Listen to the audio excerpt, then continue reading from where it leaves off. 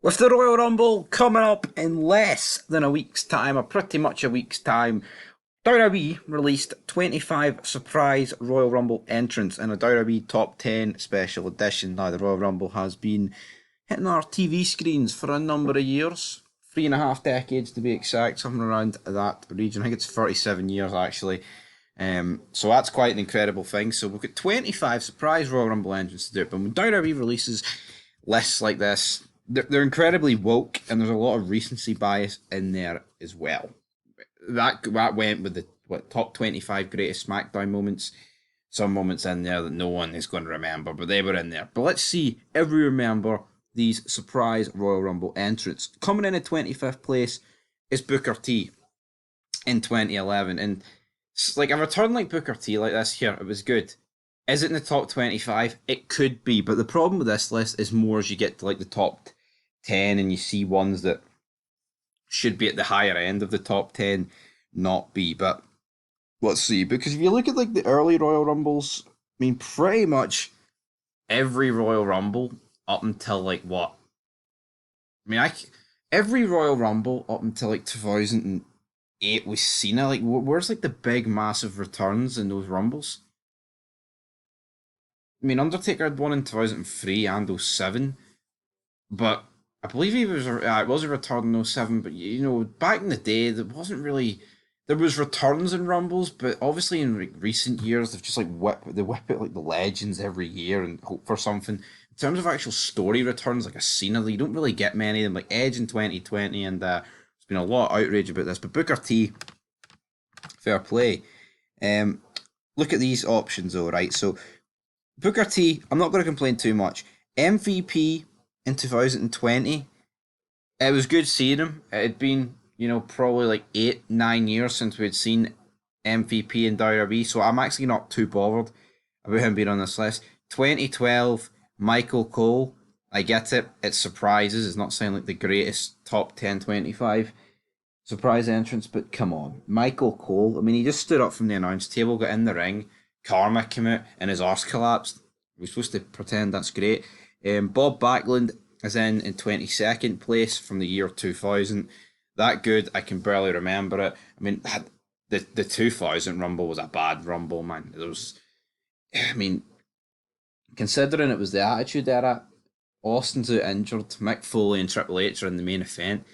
And that pretty much spells disaster for your main event picture, man. Honestly, it was not the best Rumble. Yeah, you remember Too Cool Dancing. Yeah, you remember like the Final Four, but that's another thing. X Pac was like number 30, and that shouldn't happen. 21st place, we get Hacksaw Jim Duggan. I'm not going to complain too much with that because, he won the first one, and seeing Jim Duggan in on the 25th anniversary is quite a big moment. 19th place, we've got Karma. One of her few WWE appearances. Then she went and had a kid and never came back. It's just a jobber. I mean, I guess she entered the men's one, so it's got a bit more weight behind it, no pun intended. But anyway, 18th place, we've got Rob Van Dam. I always remember this one. It'd been like a year and a half since he'd been in the company. And after this, you wouldn't see him till like 2013. It's a decent comeback for Van Dam, but I'm not going to pretend it was great. Does it belong in 18th place? It's questionable. It's questionable. 17, we had Lita. Of course, the 2018 first Women's Royal Rumble was going to have returns. And yeah, I'm not going to complain too much with Lita being on this list. First, match in like 12 years. So there she goes in there. 16th place, got Bubba Ray Dudley. Again, like it was his first return to WWE here in like 10 years at this point. So it was fun seeing him, but then he gets absolutely jobbed out. Sami Zayn in 2016, 15th place. Notice with the previous like 10 here, I've been able to give you like a backstory about them and like how long they've been at the company. What makes Sami Zayn return in 2016 so special? Oh, it was his return from injury. Who gives a fuck? What did he even do in the Rumble? Didn't even know he was in the Rumble. Aye, but let's pretend that this Royal Rumble was fantastic. No, no, no, no, no.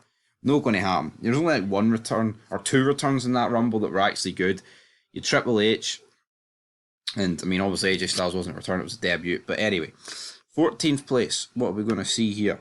We've got Bad Bunny in 2022. I don't mind Bad Bunny, he's actually been a pretty good performer in WWE, but there was nothing to this really, in my opinion, so I'm not going to dig that. 13th place, we've got Brock Lesnar. in the 2022 Royal Rumble. Kind of nothing return, if we're being honest. Um, Edge. I think Edge in 2020 is one of the best Rumble surprise entrants. And I think for the rank 12th on this list is fucking incredible. His return in 9 years, the pop, the music hitting, everything about this was great. Honestly, you look at like Royal Rumble returns, there's not many better than this, and for it to be 12th on this list is actually disrespectful.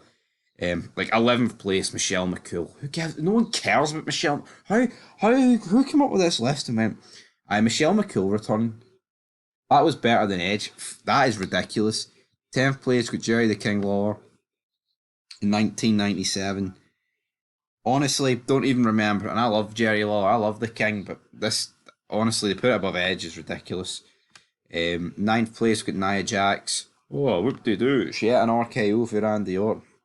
Do we care? No. Eighth place, we've got Logan Paul. Again, like, above Edge. Why is it above Edge? He just entered the Royal Rumble. We'd already seen him in plenty of matches. He hadn't built a rapport with the audience. Edge had been out for 9 years. Ridiculous.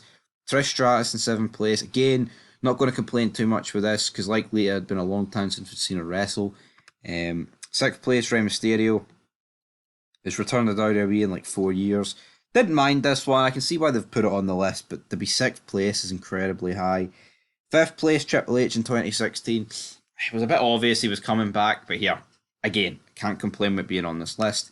Fourth, we've got Diesel in 2011. It's like, why is Booker T in 2011 25th and Diesel 4th? Obviously, it's been a decent time since we'd seen Nash, probably like, what, 7 years? But I'm not going to pretend it was like the greatest return. He comes out, Big Daddy Cool, Diesel, and then like walks to the back, and that's it. Third place, we've got Becky Lynch in 2019. Oh, aye, incredible. And nothing returned. No one even fucking remembers this, man. No way. If you can't remember it and no one talks about it, then how's it even here? We all know it's going to be number one. AJ Styles is second in 2016. But Becky Lynch being third is exhibit A of how this is woke, though. They just feel like they needed to include a woman on this list, and that's exactly what it is. AJ Styles, absolutely. You know, wrestling, in my opinion, has been dead for a very long time, but you look at this moment, this was quite a big moment, man. AJ Styles, one of the last few guys to go for like TNA, WWE, truly felt like a star when he came out. Yeah, they botched and showed Roman Reigns' face for a wee bit too long, but anyway, not going to complain too much about it. And then first place, we get John Cena in 2008. Can't really dispute that. Anyway, but look at what Cage Site Seat said. Edge's return in 2020, number 12 on this list, is utter insanity, to the point that it's downright insulting. The entire list is just not something I would agree with, but to put it nicely, it's a disaster. But here it's WWE. They have to include women. They have to include a bit of recency bias as well in there. But Jesus Christ, awful list.